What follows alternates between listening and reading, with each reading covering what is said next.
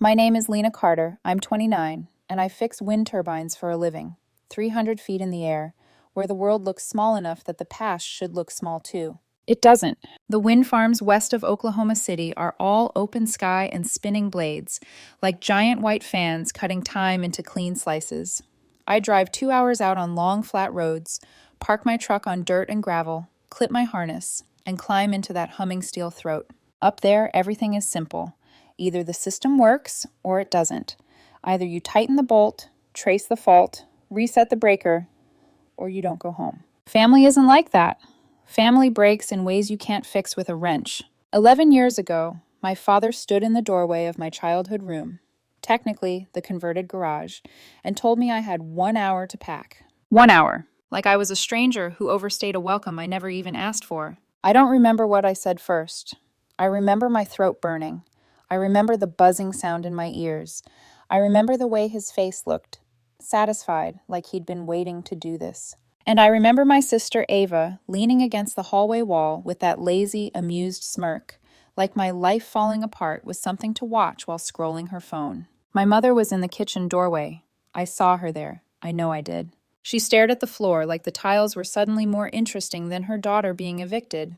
That silence rewired something in me. After that, the timeline is a blur of survival math. I slept in my truck in a Planet Fitness parking lot with $8 in my checking account, showered at the gym, worked any shift I could grab, ate ramen until I couldn't taste salt anymore, found a studio in South OKC that smelled like old carpet and desperation. And then I found the WIN program, 6 weeks at Oklahoma State Tech, learning electrical systems, hydraulics, mechanical troubleshooting, and how not to panic when your boots are the only thing between you and open air. I started as an apprentice making $38,000 and climbed from there, literally and financially, until I became senior tech. Now I service around 40 turbines on rotation and pull $82,000 base plus overtime. Some weeks I clear $2,000 just in overtime checks. I should feel proud. Mostly I feel but calm, because nothing my father ever did can take this from me. Tom Carter used to love telling people he was building character. What he meant was he was building Ava, and I was the scrap material. Ava got a nice used Honda Civic at 16. My father shopped for weeks like he was picking a crown jewel, negotiated the price, detailed it himself, made it a whole event. When I turned 16, I got a shrug and a lecture. Figure it out yourself. So I did. Bought a beat-up truck off Craigslist for $800. It leaked oil, the AC was dead, and it rattled like it was coughing up its own bones. But it was mine. Ava got her college fully paid. University of Oklahoma, sorority life, a cute apartment my father bragged about at family gatherings like it was proof of his love. When I asked about college money, he stared at me like I'd asked for a yacht. Community college is respectable. Be grateful you have a roof. The roof, by the way, was over Ava. I shared space with storage boxes and old furniture until I was 15, then got moved into the converted garage. No proper heat in winter, no AC in summer. Tom called it character. I called it a message. My sister's honor roll certificates were framed and hung on the wall. Her cheerleading photos, her awards. My achievements disappeared into drawers, like they were embarrassing clutter. When I made varsity wrestling junior year, my father missed every match. Always busy, but he never missed Ava's volleyball games. My mother saw it all. She never said anything. She cooked dinner, smiled for neighbors, played the beautiful wife. And when I tried, really tried, to talk to her, she'd say, "Your father has his reasons." Or worse, "Just try to get along." So I stopped trying. I built a life where their opinions didn't matter. I didn't call, didn't text, didn't go back for holidays, didn't respond to the occasional Merry Christmas message that felt like a stamp on an empty envelope. Hatred takes energy. Indifference is cheaper. That's what I told myself anyway. Then, on a late afternoon drive back from a job site near Weatherford, my phone rang. Unknown number. Normally, I let those go to voicemail, but something, instinct maybe, or the universe being cruel, made me answer. Hello? There was a pause, a breath. Lena, it's your mother. My thumb hovered over the end call button so hard my hand started to ache. I almost hung up. I didn't. What do you want? My voice came out flat, like a line I'd rehearsed years ago. I know we haven't spoken in 11 years, she said quickly, words piling up like she was afraid I'd disappear mid-sentence. I know I don't deserve to call you, but I need to tell you something. I kept driving. The turbines in the distance turned slow, steady, indifferent. Talk! I'm divorcing your father. That sentence hit like a tool dropped from a height, sudden and heavy. I pulled onto the shoulder and turned my hazards on. The world kept moving. An 18-wheeler thundered past, rocking my truck. You're what? I filed last week, Marilyn said. Her voice sounded different, older, sharper, like she'd swallowed something bitter and finally stopped pretending it tasted fine. I'm done, Lena. I've been unhappy for years. Longer than that, really. Tom is controlling and dismissive and cruel, and I can't do it anymore. I stared out at the open plains and felt a hollow laugh rise in my chest. Cruel. Now she had a word for it. Why are you telling me this? I asked. Because I wanted you to hear it from me, she said. Then she hesitated, and that hesitation felt like a door creaking open. And because Ava is getting married in 2 months. There's a rehearsal dinner next Friday. I wanted to invite you. My mouth went dry. The old family stage, the old roles, the same script. Why would I come to that? Because, despite everything, you're still my daughter. Her voice cracked on the word daughter like it hurt. And I know this is asking a lot. Silence stretched. Then she added softer, and it chilled me. Tom will be there. I didn't answer. And Henry will be there too, she continued, as if that would explain something. That's the man I've been seeing. Ava invited him. She's been spending time with us, getting to know him. My fingers tightened around the steering wheel. My mother, introducing a new man to the family like she was swapping out furniture. And your father, she said, is not handling any of this well. Part of me wanted to laugh. Part of me wanted to scream. Most of me wanted to disappear. I'll think about it, I said, because it was the safest lie I could offer. That's more than I deserve, Marilyn whispered. She gave me the details. Restaurant, time, date, and I wrote them down on a crumpled receipt in my glove box like it was evidence. After I hung up, I sat there for 20 minutes with the hazards blinking, watching the sun drop toward the horizon.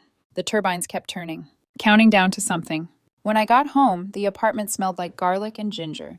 Ethan was at the stove, still in his scrubs, stirring something that looked like it belonged in a real life, one with peace. He turned when he saw my face. What happened? My mom called, I said. He froze. Your mom? The one you never... She's divorcing my dad. The words felt unreal even in my mouth. Filed last week. She invited me to Ava's rehearsal dinner next Friday. Ethan set the spoon down slowly, like any sudden movement might break me. Are you serious? I said I'd think about it. He walked closer, searching my face the way nurses do when they're checking for hidden injuries. Then he said, quiet but absolute, if you go, I'm coming with you. You don't have to. I'm not asking. His jaw tightened. You're not walking into that alone. I wanted to argue. I wanted to say I was fine. But the truth was, the past had already reached into my chest and grabbed something tender. So I nodded. And all week, the date sat in my mind like a ticking sound I couldn't turn off. Sage was the kind of upscale restaurant where the air feels expensive. White tablecloths, warm lighting, soft music, meant to make people think they're happier than they are. About 60 people milled around in formal clothes. Wedding party, family, friends. Ethan and I walked in a few minutes late on purpose, like arriving early would mean we cared. My eyes scanned automatically. I saw my father first. Tom looked smaller than I remembered, thinner. His face pulled tight, eyes sunken, like someone had drained him and forgot to refill. He looked older than 62 had any right to look. My mother stood near the front, and for a second I didn't recognize her. New haircut, a dress that fit like confidence, a glow I'd never seen on her when she was married to Tom. And beside her was Henry, mid-50s, salt and pepper hair, tailored suit, the relaxed posture of a man who believes the world makes room for him. The contrast between Henry and Tom was brutal. Henry looked like the future. Tom looked like the bill coming due. My sister Ava was near the refreshment table, holding court like she always did. Perfect makeup, perfect laugh, perfect performance. Her fiancé, Caleb, stood beside her looking tense, like a man realizing too late he'd boarded the wrong train. Tom's eyes found me. His face flickered through emotions so fast it almost looked like pain. Shock, hope, fear, resignation. I gave him one small nod, nothing more. My mother's eyes filled with tears. She started to stand, then stopped herself, hands trembling. Ava didn't notice me yet. Ethan and I took seats near the middle, close enough to see everything, far enough to stay out of the immediate blast radius. The speeches began, standard rehearsal dinner stuff. Caleb's parents saying welcome, saying family, saying love. Then Ava took the microphone. Her smile was bright, practiced. "I want to thank everyone for being here," she said. "This week has been crazy with planning, but I'm so grateful for the people who've supported me and Caleb." A chorus of bridesmaid squeals on cue. Ava lifted her glass. "And I especially want to thank someone who's gone above and beyond these last few weeks." Her eyes landed on Henry. Henry blinked, surprised, then politely attentive. "Henry has been an absolute godsend," Ava continued. "He helped us get better rates through his connections. He offered to contribute to the catering costs. He's been more supportive and present than some people who are supposed to be family." The room quieted. I felt Ethan's posture shift beside me, the way his body prepared to intervene if needed. Ava's voice sharpened. "Henry," she said, "you've shown my mom what it means to be valued. You've treated her like she deserves, and you've shown me what generosity looks like." Then she turned her head and looked directly at my father. "Honestly," Ava said, sweet as poison, "you've been more of a real father to me these last few weeks than my actual father has been in years." Someone gasped. Tom went completely still, like his body forgot how to breathe. Henry stood halfway, clearly panicked. "Ava, that's very kind, but I don't think—" "No," Ava cut in louder. "I mean it." She kept going, her words building like a storm. "My dad hasn't supported my dreams. He barely helped with this wedding, said he couldn't afford it. But somehow he could afford a brand new flat screen last month."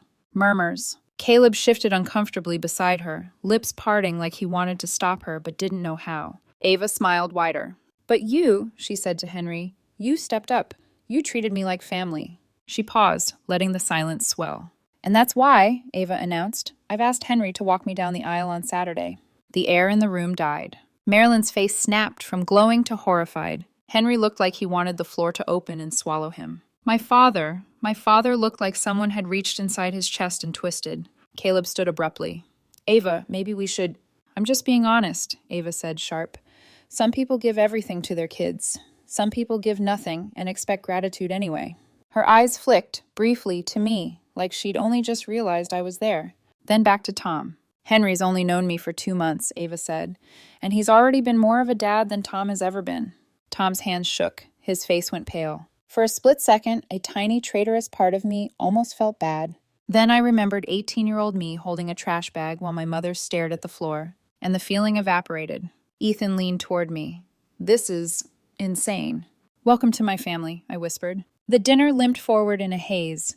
People whispered. Caleb's mother looked like she might cry. Half the wedding party found excuses to leave early. Ava sat back down, satisfied, like she'd won something. And all I could think was, this is what happens when someone spends their whole life being told they're special. Eventually, they believe they're allowed to be cruel. Outside, near the entrance, I caught sight of Caleb slipping out, breathing hard like he'd been underwater. I had a feeling, deep, cold certainty, that tonight wasn't just a rehearsal dinner. It was a rupture, and whatever came next was going to burn. Ethan touched my elbow. "Lena, let's go." I stood, legs steady, heart strangely quiet. As we walked toward the door, I glanced back one last time. Tom sat staring at his untouched plate. Marilyn stood near him, arguing in a low voice with Ava. Henry looked trapped between guilt and obligation. And Ava smiled like she'd just proved to the entire world who mattered most. I walked out anyway, because I already knew how this story starts, and I had a sinking feeling. I was about to find out how it ends. The next morning, my phone started vibrating before I'd even finished my first cup of coffee. I knew it was her before I looked. Because nobody calls in the morning like that unless they're either desperate or furious. Ava, 17 missed calls. Ethan was at the table scrolling through his own phone, still in scrubs, the kind of tired that lives in your bones after a hospital shift. He looked up at my expression and didn't ask who it was. He already knew. "You don't have to answer," he said gently. "I won't," I lied. Because the 18th call came in while I was staring at the sink, watching water run like it could rinse out last night. And something in me, something old, stubborn, and tired, hit a limit. I answered. "What?" I said. Not hello, not Ava, not anything that suggested we were siblings. On the other end, she was ugly crying so hard I could hear the wetness in her voice. "Caleb called off the wedding," she choked out. I leaned my hip against the counter. My stomach didn't even drop. It just settled, like a final weight clicking into place. "He did?" I said. "He said he can't marry someone who would humiliate her own father in front of everyone." Ava's voice cracked into a scream on the last word, like the universe had wronged her personally. He said I'm cruel and entitled and he doesn't want to build a life with me. I waited. Silence is powerful when you stop filling it for other people. Ava inhaled, sharp and angry. That's all you have to say? He did? What do you want me to say? I asked, voice calm enough to feel like ice. You called another man your real father at your rehearsal dinner. Caleb watched you do it. He learned something about you. He acted accordingly. Ava's crying stopped so fast it was like a switch flipped. This is your fault, she hissed. I almost laughed. My fault. Caleb told me he talked to you outside, she snapped. You told him to break up with me. You sabotaged my wedding because you're jealous. Jealous? Of what? A collapsing fantasy built on attention and handouts? I didn't tell him to do anything, I said. I didn't need to. You did that all by yourself. You're lying, Ava screamed. You hate me. You've always hated me. Ethan appeared in the kitchen doorway, silent. He didn't interrupt. He just stood there like a guard at the edge of my old life. Ava, I said, and my voice had changed, lower, sharper. Do you want to know the truth? She went quiet. I could hear her breathing like an animal caught in a trap. The truth is, you've spent your whole life thinking consequences are something that happened to other people. Last night you introduced your consequences to 60 witnesses. You're disgusting, she spat. I learned from the best, I said. There it was, a pause, a tiny crack, because we both knew who I meant. Ava's voice dropped to a venomous whisper. You're a terrible sister, you always have been. And you're a terrible person, I replied, not even raising my voice. At least I own what I am. She made a sound, half sob, half rage. I hate you, she said. I know, I answered. Then she hung up.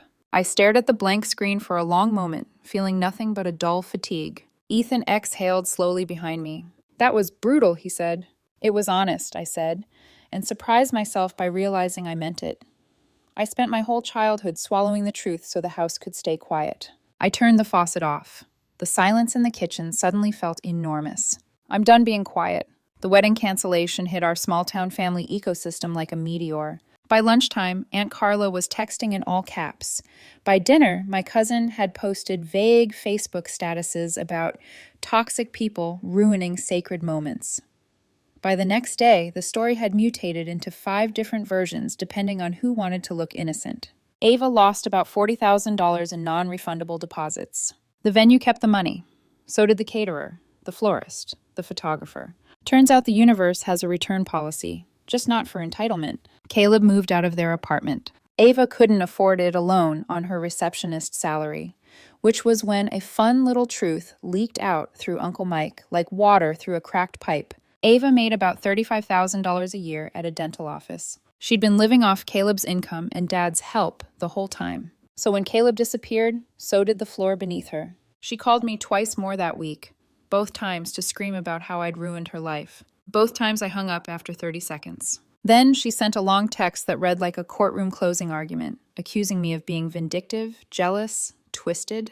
I didn't reply. I blocked her. Ethan watched me do it, then reached across the couch and took my hand. You okay? He asked. I stared at the ceiling. I don't know, I admitted. But I'm not breaking.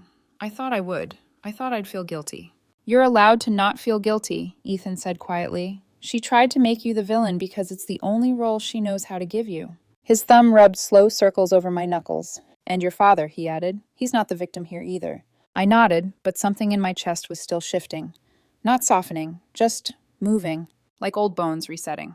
2 weeks after the cancellation, Uncle Mike called. Mike was my dad's brother, the one person who ever looked at me like I mattered, even when the rest of the family acted like I was background noise. Lena, he said, and his voice was heavy, you need to hear what happened. I put the phone on speaker and sat at the kitchen table. Ethan stayed nearby, pretending to wipe down counters that were already clean. What happened? I asked. Your dad and Ava had it out, Mike said. Bad. Real bad. I didn't answer. I just waited. Mike cleared his throat. Ava showed up at Tom's apartment expecting him to take care of her. She lost the place with Caleb. She lost her job, too. I blinked. She lost her job? Yeah. Called in sick too much after the breakup. They let her go. Mike's voice twisted with something like disgust. She figured your dad would let her move in, cover her expenses like always. And he said no, I guessed? Mike exhaled. He said no. For a second, I felt something that wasn't joy and wasn't pity. Recognition. Because I knew exactly what it felt like to be told no in that family. The difference was, I'd been told no my whole life. Ava was hearing it for the first time. What did she do? I asked. She lost it, Mike said. Started screaming at him, how he ruined her wedding by being cheap, how he embarrassed her, how he was a terrible father. I leaned back in my chair, eyes unfocused. And then Tom snapped, Mike continued. He told her she was the most ungrateful, entitled person he'd ever met. Told her he gave her everything, college, car, apartment, everything. And she threw it in his face. I could picture it so clearly it almost felt like I'd been there. My father, finally hearing his own parenting, reflected back at him like an ugly mirror. Mike's voice dropped. It got worse. Ava told him he was nothing. Said Henry was more of a father in 2 months than Tom had been in her whole life. Said she was glad your mom left him. Said he deserved to be alone. A slow chill crept up my spine. Ethan's hand landed on my shoulder, grounding me. What did Dad do? I asked, and my voice was quieter now. Mike paused. Tom told her to get out, he said. Told her if Henry was such a great father, she could go ask Henry for help. Then he said, Mike swallowed. He said he had one kid, you, and he already lost you because he was too busy spoiling her. The words landed like a stone, not because they were tender, because they were late. So late, they were almost obscene. And then, I asked? Mike's voice was rough. He threw her out, physically, walked her to the door and locked it behind her. She was pounding on it, screaming. Neighbors called the cops. I stared at the table, the wood grain suddenly too detailed. The cops came, Mike continued. Tom told them she was trespassing, wanted her gone. They made her leave. Silence. I could hear Mike breathing on the other end, like he was waiting for me to feel something he could respect. Finally, I asked, what's she doing now? Couch surfing, Mike said. She tried asking Henry for help. He said no. Told her what she did at that dinner was manipulative and cruel, and he wanted nothing to do with her. I let out a short breath. And Mom? Mike hesitated. Your mom offered to help her find a job in a cheap place, but she won't let her move in. Said Ava needs to learn to stand on her own. So my mother had finally found her spine. Convenient timing. Mike's tone softened. Your dad's a mess, Lena. I don't care, I said automatically. But the truth was, I cared the way you care about a storm you can see on the horizon. Not because you want it, because you're checking if it's coming for you. A month after the rehearsal dinner disaster, I came home from work to find a familiar figure sitting on my porch steps. Tom Carter, my father, just sitting there like he belonged. For a second, I thought my brain was playing tricks on me. Then Ethan pulled into the driveway behind me, and I saw his face tighten. He mouthed, "Is that him?" I nodded. Tom stood slowly when I got out of my truck. He looked worse than he had at the dinner, thinner, grayer, hollowed out like something had been scooped from inside him. What are you doing here? I asked. I need to talk to you, he said. Then talk, I replied. I didn't move closer. I didn't invite him in. The porch suddenly felt like a border crossing. Tom's eyes flicked to Ethan as he approached, calm but alert. Can we do this inside? Tom asked. I didn't even hesitate. No. Tom flinched like he'd been slapped. You've got 5 minutes, I said. Say what you came to say. His hands trembled as he shoved them into his jacket pockets like he could hide the shaking. I'm being evicted, he said. End of next week. I can't make rent. I'm behind on bills. The divorce cleaned me out. Legal fees, the settlement, everything. I stared at him, waiting. He swallowed hard. I need help, Lena, he said, voice breaking. I need money. Just this month. Maybe $1,800. I'll pay you back as soon as... No, I said. The word came out like a door slamming shut. Tom's eyes widened, desperate. Lena, please. I know I don't deserve to ask, but I have nowhere else to turn. Mike won't help me. Your mother won't. Ava's out of your life, I finished, because I could see it in his face. The grief, the anger, the humiliation.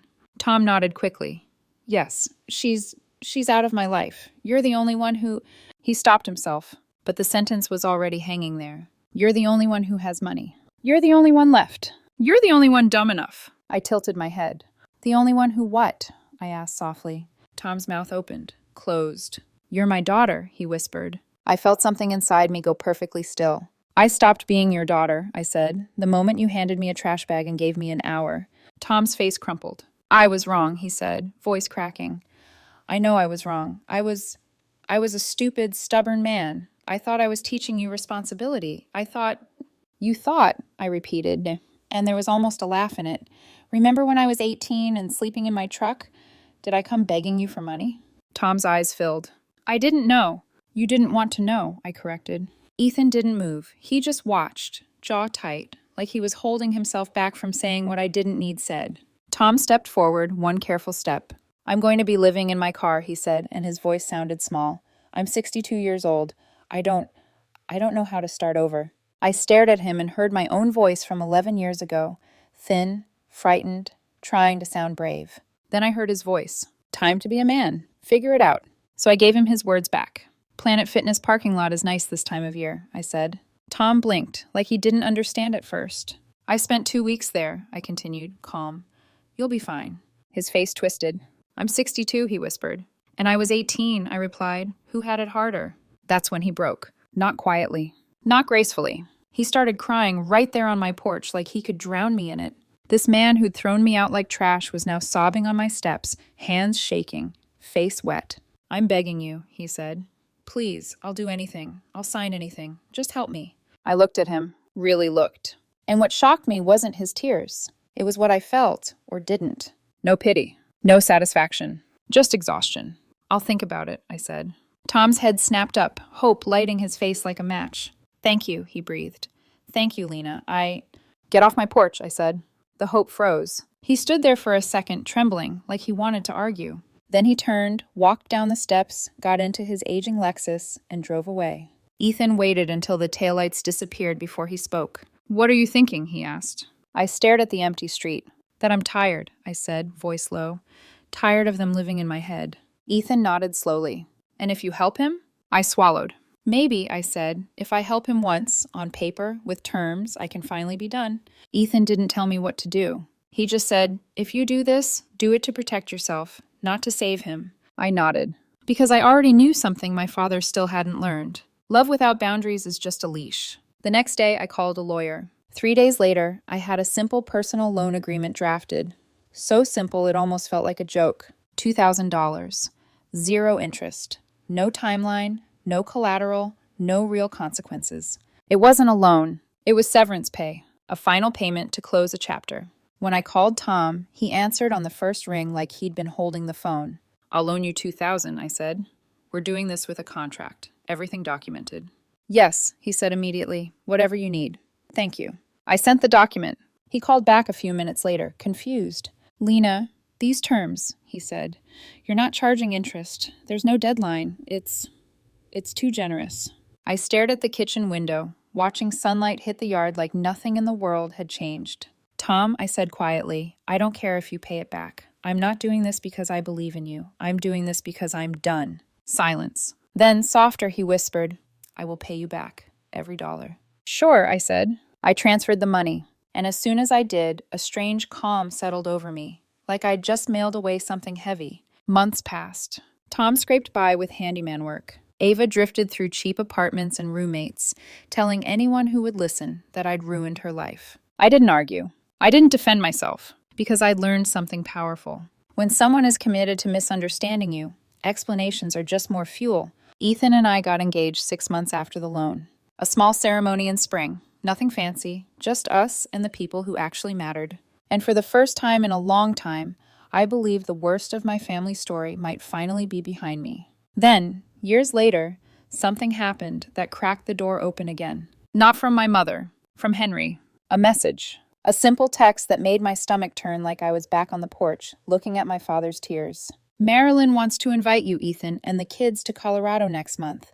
Cabin in the mountains. 5 days. No pressure, no expectations. She misses you. She wants to be in her grandchildren's lives." I stared at it for weeks, because the truth was, I'd burned bridges with my father. I'd burned bridges with Ava, but my mother's bridge? That one was still smoking. Not collapsed, not rebuilt, just waiting. And the next decision I made would decide if it turned into a path or a warning. The text from Henry sat unread in my phone for 3 weeks. Not because I hadn't seen it, because every time I did, my chest tightened in a way I didn't have a name for. Colorado. Cabin. 5 days. No pressure, no expectations.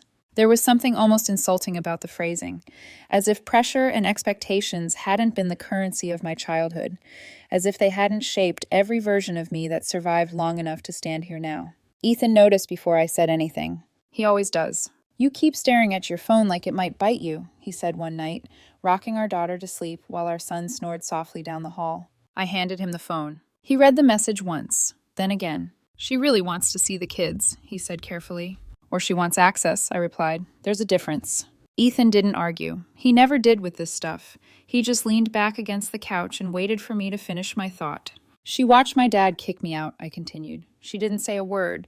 She didn't follow me. She didn't call. She didn't leave him until years later, when it was finally unbearable for her. I felt the old heat rise, the kind that doesn't scream, just smolders. She had 18 years to choose me. Ethan nodded, and she didn't. Silence stretched between us, broken only by the hum of the baby monitor. Then he said something that landed harder than anything else. Lena, you don't owe her forgiveness, but your kids don't understand history. They just understand absence. That night, after the house went quiet, I sat alone at the kitchen table and let myself remember something I hadn't in years. I was 8. I'd made a Mother's Day card at school. Construction paper, crooked letters, glue still wet.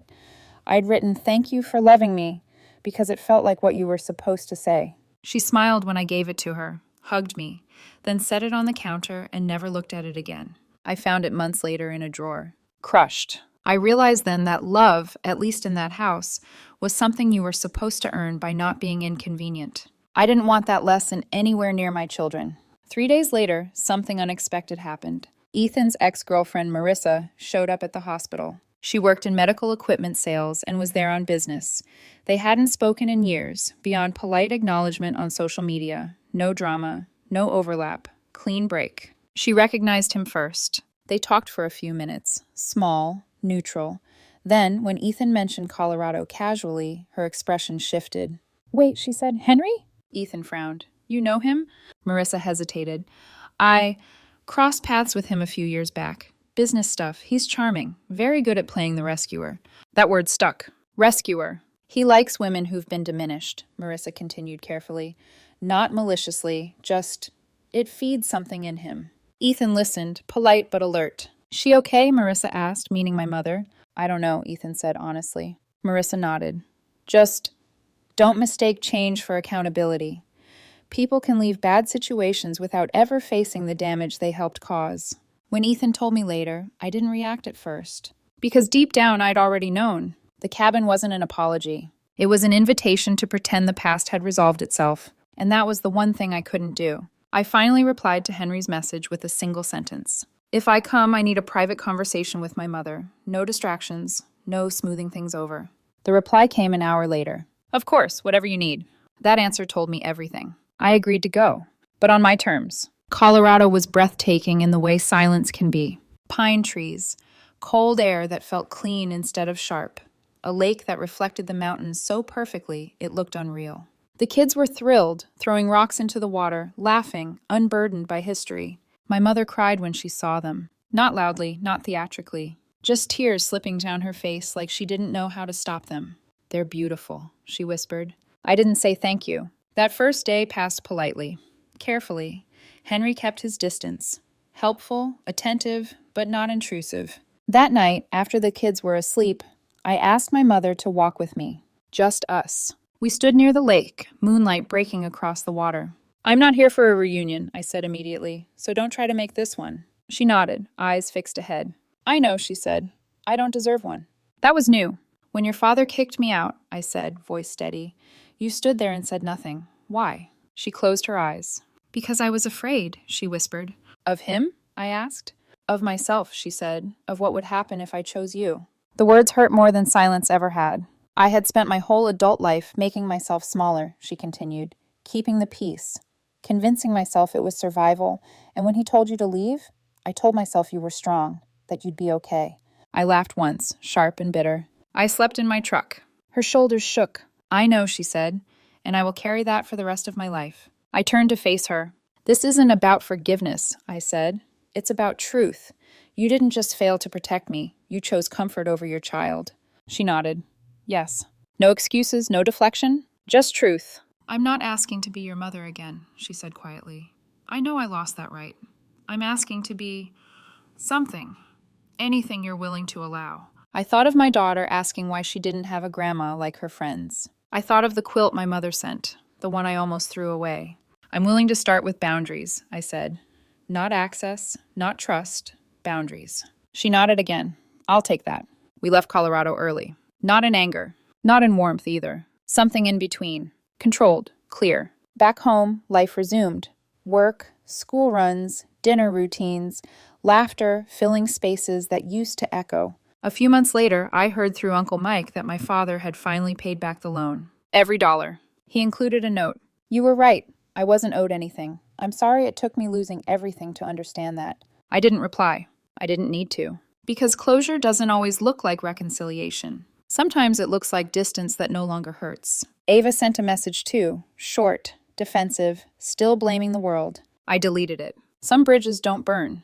They simply lead nowhere worth going. My mother sends cards now. Not demands, not guilt, just updates, small gestures. We meet occasionally. Public places, clear time limits, no pretending.